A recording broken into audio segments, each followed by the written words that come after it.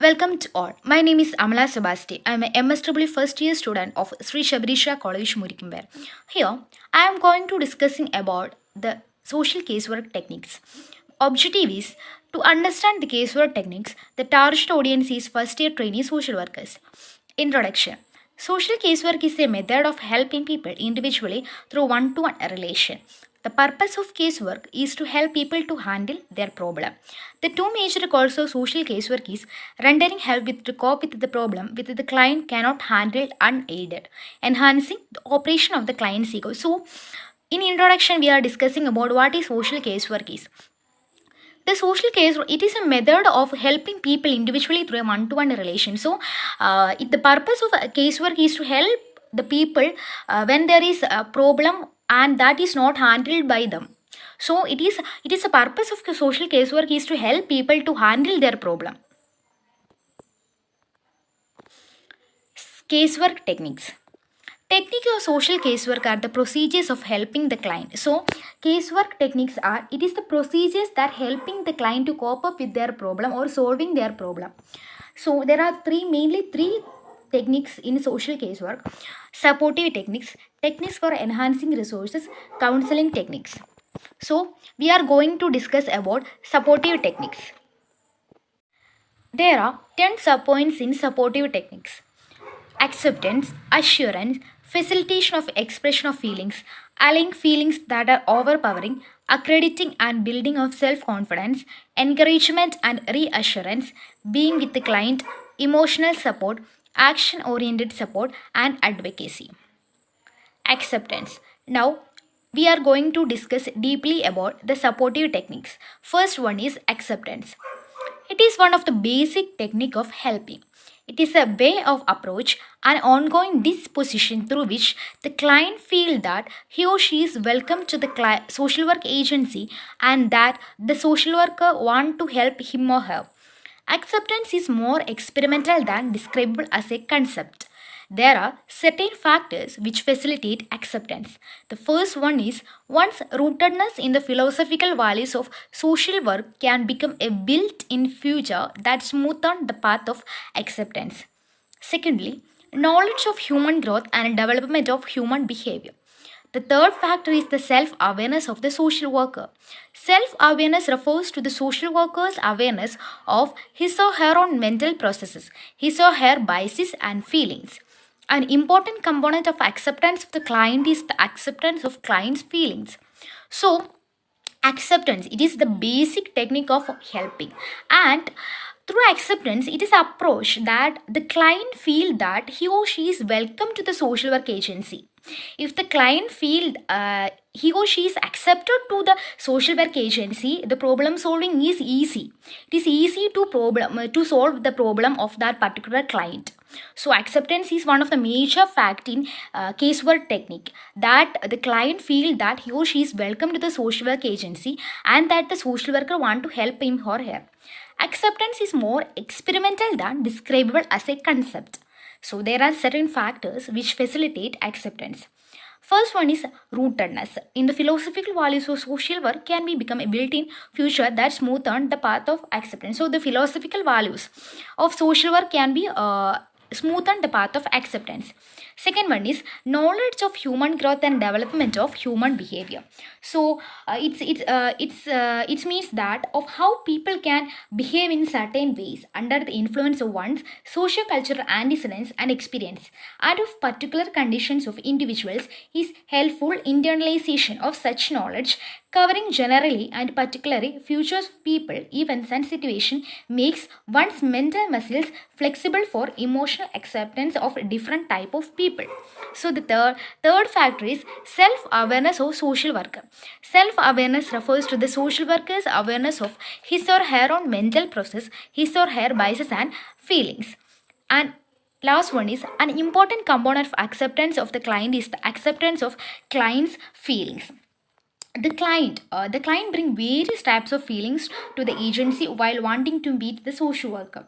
There may be sadness, anger, guilt, despair, and other uncomfortable or unpleasant feelings. And there may be occasionally outbursts of that much feelings. There is a outbursting of these feelings. When it occurs, acceptance should be the response on the part of the social worker. There is a outburst of these feelings of that client from the part of the client, and from that part, the social worker should accept the feelings of that client.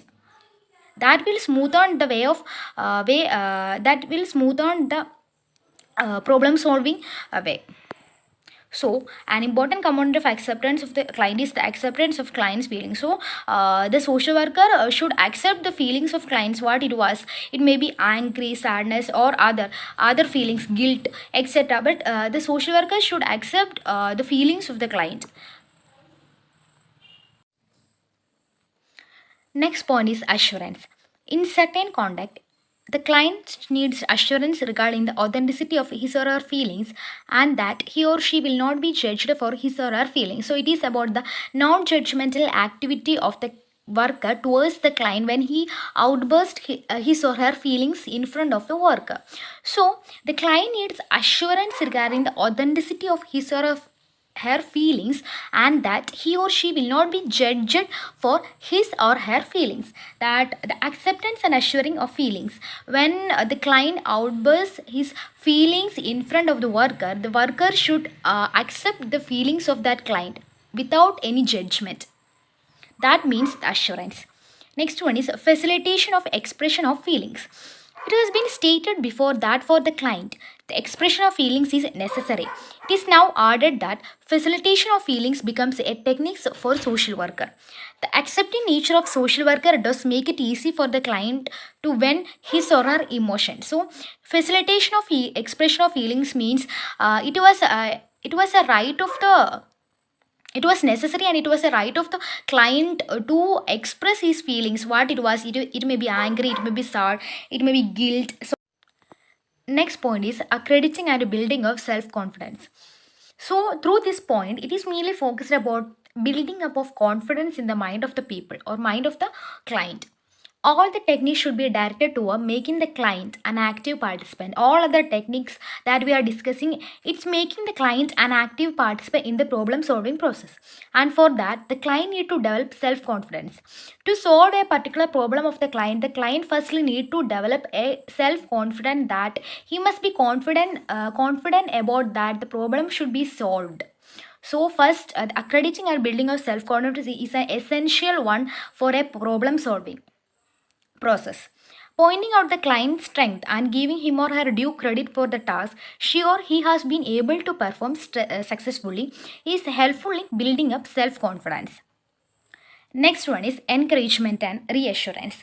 It is the encouraging the client for certain thing that the client won't have any confidence in doing. So, encouragement and reassurance need to be used to clients' advantage in casework. It is a common experience of worker that client is generally reluctant to do unfamiliar things without strong encouragement.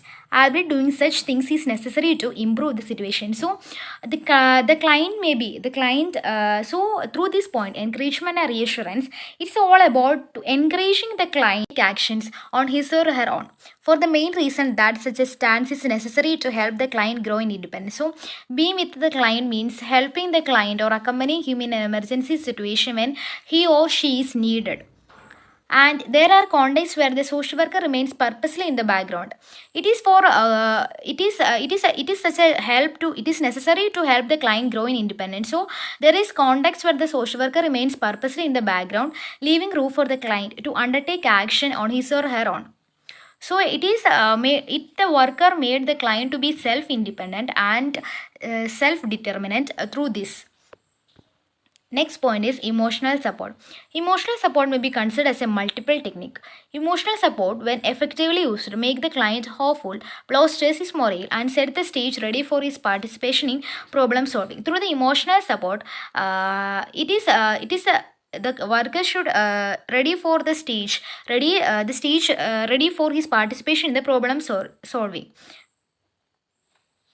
And The emotional support is a multiple technique. It is a multiple technique. It is because it is the combination of all the technique that we are discussed before.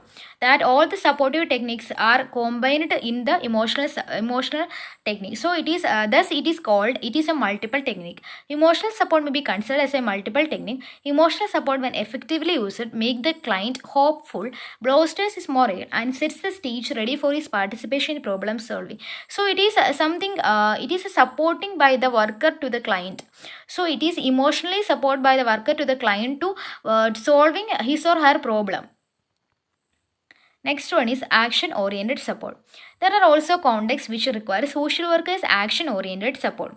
The social workers may have to do work pertaining to formal procedures, as in writing letters of request for financial help and in filling the blank in formal performance. So, previous supportive techniques are all about the mental support or other supports, but this support is always talks about action oriented support, the action that the worker should be done to the client.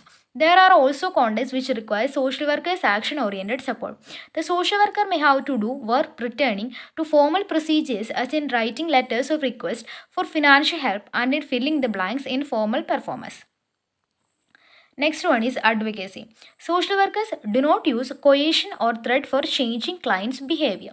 Nevertheless, the social worker does have the authority emanating from his or her knowledge and skills, from the declared functions of the agency and from society in general in terms of its sanction.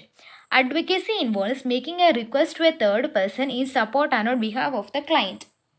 So the social worker do not use coercion or threats. The social worker, when there is a the in case work, the social worker do not use coercion or threats for changing client's behavior, and the social worker does have authority emanating from his or her knowledge and skills, from the declared function of the agency and from society in general in terms of its sanction. And advocacy involves making a request to a third person in support and on behalf of the client. In advocacy, for example, if a person named Usha, she is a domestic maid and she could not take her disabled child to the hospital for regular treatment because the hospital timing clashed with Usha's work schedule. On the social worker request, that is the advocacy by the social worker to the Usha's employer was willing to change the timing to make it convenient for her to take the child for treatment. So these are the supportive techniques. So advocacy means it advocate, the workers advocate to a third person.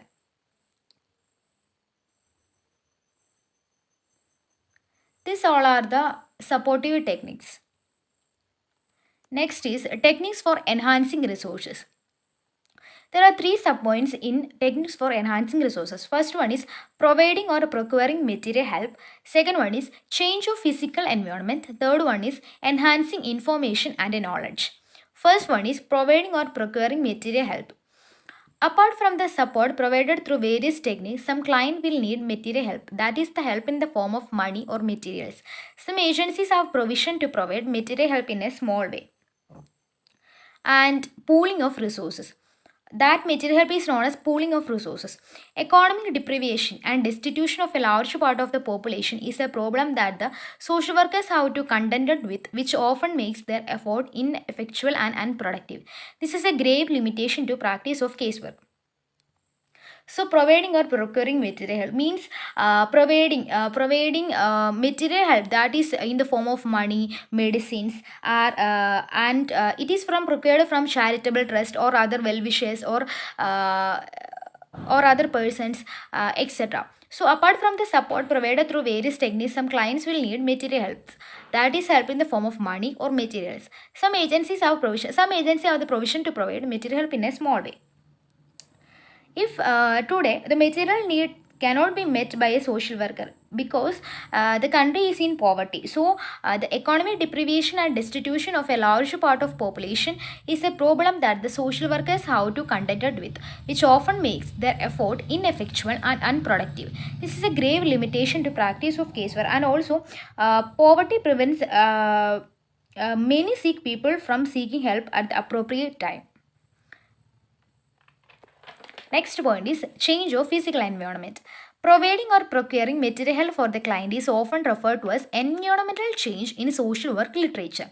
The change of physical environment which will be necessary for some clients for better functioning. So, the change of physical environment, it is mainly focused upon the it is necessary for a client for its better functioning or better living of that particular client. So it is facilitating a suitable environment for the client for doing his or her work, changing of the environment for his better functioning. It's all about changing the client environment for its better functioning. Next one is enhancing information and knowledge. Among the resources required for human functioning is the non-material resource of information and knowledge. Imparting knowledge, like any other casework technique, is used according to the need of the situation and the client. Knowledge of human growth and behavior is useful to all human beings, and an understanding of the basic elements is essential to every human. So, enhancing information and knowledge. Knowledge of human growth is essential in a casework. So, knowledge of human growth and behavior is useful to all human beings, and an understanding of the basic elements is essential to every human being. And among the resources required for human functioning, it is the non-material resource of information and knowledge. And in for a particular client or a particular human being, for their basic functions, the materials and non-material things are needed. So, among the resources required for human functioning is the non-material resource of information and knowledge. Imparting knowledge, like any other casework technique, is used according to the needs of the situation and the client. So the knowledge is used in casework techniques it when it needed in a particular situation and the client. The knowledge is imparted. Imparting knowledge, like any other casework techniques, is used according to the needs of the situation. So knowledge is according to the needs of the situation in a casework technique. Next casework technique is counseling techniques. This sets of techniques bring out changes in the internal process of the client. So, counseling techniques is provide or bring out the changes in the internal process of the client. The social worker's role is that of an enabler, preparing the ground, as it were, for change. So, social worker prepare the ground for change of the client through counseling techniques. Counseling techniques are inclusive of the supportive techniques because in the beginning phase of the worker-client transactions, use of supportive techniques is necessary for initiating a positive relationship. So, counseling techniques is included by supportive techniques. Supportive techniques such as acceptance, assurance, facilitation of expression of feelings, allaying feelings that are overpowering, accrediting and building, encouragement, reassurance, all the techniques that are also inhibiting in counseling techniques. So, counseling techniques are inclusive of supportive techniques. Use of supportive techniques is necessary for initiating a positive relationship. So, in counseling techniques, there is a use of supportive techniques that is necessary for initiating a positive relationship between the client and a worker.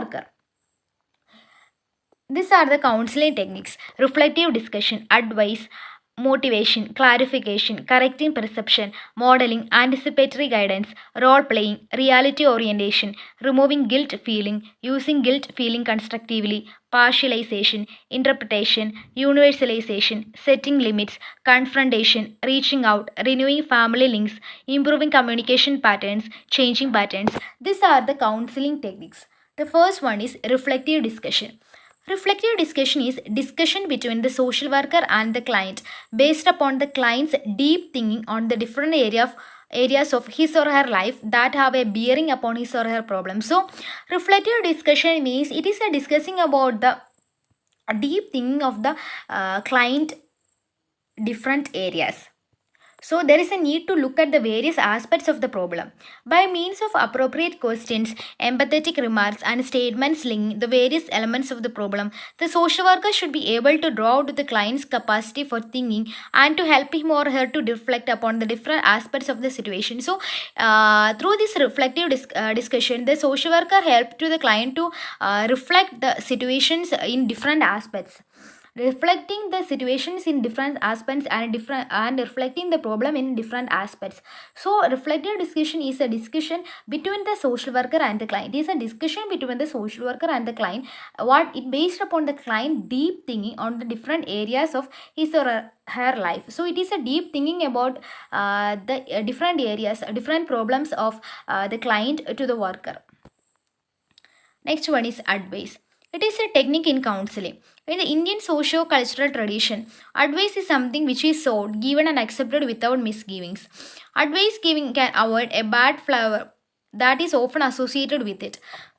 By the social worker's thoughtful act of initiating reflective discussion on the matter advised. So, advice, it is a technique in counsel, it is also a technique in counseling. The Indian socio-cultural tradition, advice is something which is sought, given and accepted without misgivings. Advice giving and avoid the bad flavor that is often associated with it. By the social worker's thoughtful action of initiating reflective discussion on the matter of advice. So, for example, advice for family planning. Advices for some of the situation that the client that face. Advice may be couched in suggestions, observation, questions, etc. Motivation. Closely connected with advice is motivation. One who advises, guides, and finally pursues a man to undergo sterilization operation is called a motivator. So, who is a motivator? One who advises and guides and finally pursues a man to undergo sterilization operation is called a motivator.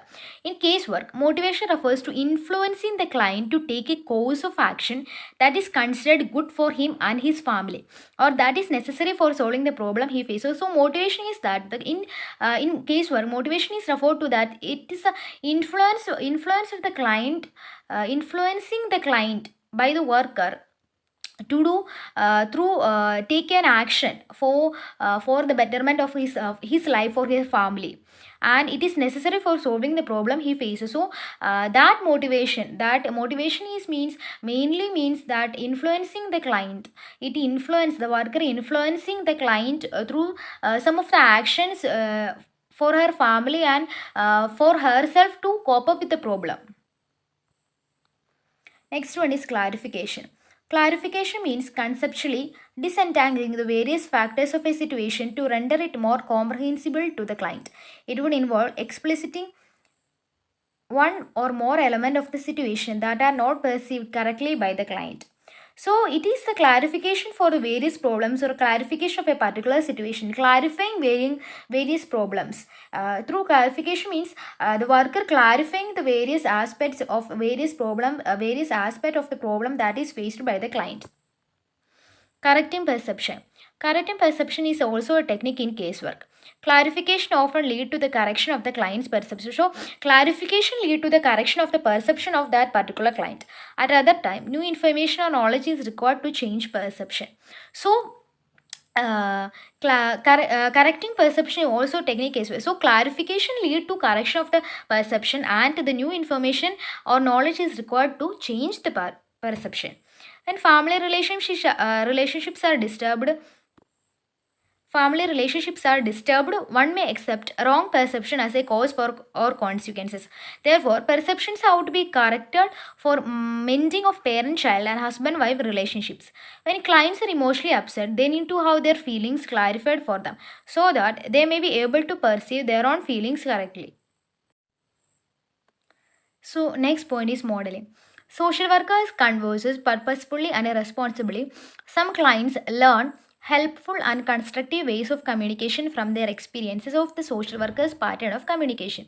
When the social worker presents a prototype of behavior with the idea that the client may learn new forms of speaking and doing, it is the modeling technique at work. So, modeling means the client may learn from the social worker from a new forms of speaking and doing. Anticipatory guidance. Anticipatory guidance of clients by the social worker will to some extent dilute the fear and anxiety surrounding a future event. The relevant persons of the future event are figured out in imagination and their possible queries. Then the appropriate responses to that are discussed and planned. Mentally and verbally, picturing a future situation in its entirety is a good way of handling the anxiety that is currently provoked by thought about that event. It is a good preparation for facing the event. So it is about the social worker may try to or bring out the client to be self-confident to face the future event that he or she would be very anxious. So it is anticipatory guidance means it is removing the anxiety or fear of the minds of the anxiety and fear of the client for a particular event that came in future. So mentally and verbally picturing a future situation in its entirety is a good way of handling the anxiety that is currently provoked by thought about the event. It is also a good preparation for facing the event. So through anticipatory guidance, the worker prepare the client for facing that future event. Next one is role playing.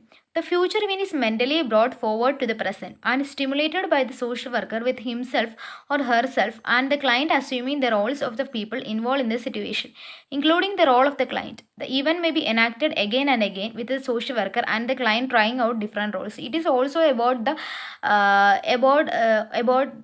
enacting the future event that the client may be anxious about, very much anxious about, and enacting the future event again and again by the worker and the client play different roles. So it is preparing for the client for facing that future event. Role playing, it is also preparing for the client that facing that particular event by the worker.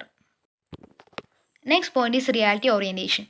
When the client faces problems and beats around the bush without being able to face reality, reality orientation is called for.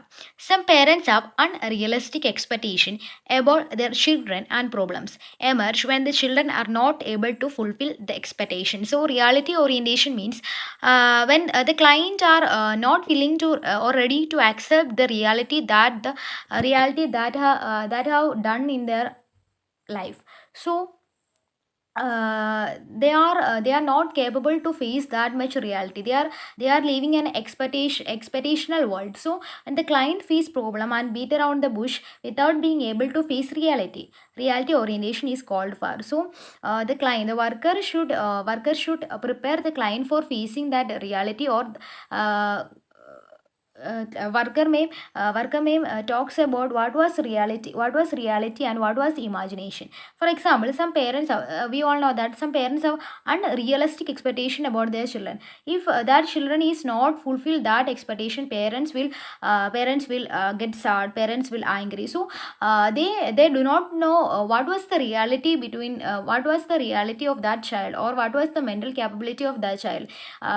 Parents expect some of the parents expect some things about his or her child, and when the child won't fulfill that expectation of their parents, the parents will maybe go to sadness, or maybe go to mental depression, etc., like that. So parents are not accepting the reality or not accepting the fact. So reality orientation means the when the client face problems and beat around the bush without being able to face reality, reality orientation is called for. So we give an orientation about how to face reality, or this was the reality is that worker say about what was reality or what was expectation. So reality orientation means that removing guilt feelings. Some clients are difficult in handling the guilt feelings, whether they be warranted or unwarranted. Guilt feelings are unwarranted when they are unrealistic and without substantial reason. So, when the guilt feeling are unwarranted when they are unrealistic and without substantial reasons. Removing guilt feelings was essential in all these cases before the client could participate in the problem solving process. So, removing guilt feeling is one of the main or essential factor for a smooth problem solving process. Using guilt feelings constructively. Guilt feelings are unwarranted and realistic. Guilt feelings are warranted and realistic when they result from such behavior as causes harm to oneself or others and is socially unacceptable. In such context, the client can be helped to use his guilt feeling constructively for changing his or her behavior. So, it's this point is mainly focused on how our guilt feelings used constructively. So, in such a context, the client can be helped to use. The worker helped the client to use his guilt feelings constructively for changing his or her behavior. Partialization. Partialization refers to breaking up the situation into its different problematic aspects and then focusing on the aspect which needs immediate attention. So, partialization means splitting up of the various aspects of a particular problem and giving immediate attention to one such of aspect that or focusing on aspect which needs immediate attention. So, when there are many problematic aspects of equal importance, not all requiring urgent attention, partialization will help to take up the area which is straightforward and which can be done without much difficulty, keeping in view the possibility that something. That means about partialization. Interpretation. Interpretation is the explanation of the client's behavior in terms of its psychological meaning. So, interpretation means it is the explanation of the client's behavior in its psychological meanings or psychological aspects.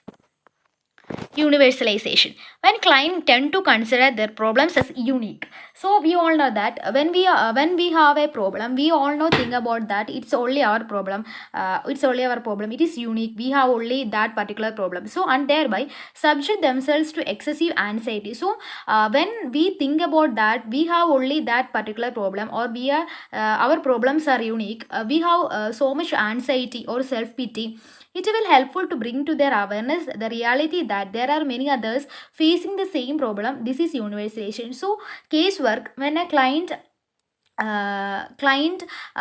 when a client in a casework, the worker should help the client to know the reality, the real aspect that the problem of that particular client. There are many other facing so many other people are facing the same problem that the client face. So this means the universalization. Setting limits. The concept of acceptance does not imply that every kind of behavior has to be accepted or condoned. So, acceptance means in supportive techniques we discussed about what is acceptance is, and in setting limits, the concept of acceptance does not imply that every kind of behavior has to be accepted or condoned. So, setting limits say that every kind of behavior has not to be accepted. The client as an individual has to be accepted unconditionally, but his behavior may be approved conditionally. So, the client as an individual to be accepted unconditionally, but his behavior may be approved conditionally. And hence, the need for the technique of setting limit to certain types of behavior. Next is confrontation. Confrontation means bringing the client face to face with the lapses his or her own behavior that have turned out to be harmful. So, confrontation means bringing the client face to face with the lapses in his or her own behavior that have turned out to be harmful. Next point is reaching out. Reaching out refers to clients who really need help but who for some reason or other do not ask for it or may even reject it in the initial stage when help is offered. Reaching out means reaching out refers to clients who really need help but who for some reasons or other do not ask for it or may even reject it in the initial stage when help is offered. That is reaching out. Renewing family links. Effort at renewing family links may be made simultaneously along with reaching out to the children through persistent befriending. Reaching out becomes meaningful when it sets in motion a three-way communication. So, reaching out becomes meaningful when it is sets in motion in a three-way communication. That is, between the social worker and the child, the social worker and the child's family, and between the family and the child. So, it is all about interlinking between the client and his or her particular family. Improving communication patterns. Improving communication patterns in the client's family. Very often, the family relations are strained because the members, instead of communicating with one another, react to their feeling aroused in the situational context. We all know that today's society facing so much problems, or people are facing so much mental depression because there is no interaction, or there is no proper communication in their family. So improving communication patterns means improving communication patterns in the client's family. Very often the family relations are strained because the members, instead of communicating with one another, react to their feeling aroused in the situational context. Changing attitudes. So next point is changing attitude. Changing the attitude is a complex multiple technique involving the use of other technique. It is not the social worker who changes the client's attitude. The change has to be generated by the client himself, within himself, in which the social worker is a facilitator. So the role of the social worker is only a facilitator. The change that to be done by the by the client itself from his mind. So the change has to be generated by the client himself. So that's about changing attitudes. So through this section, we are discussed about the social casework techniques and the supportive techniques for enhancing the resources, and the counseling techniques. So thank you all.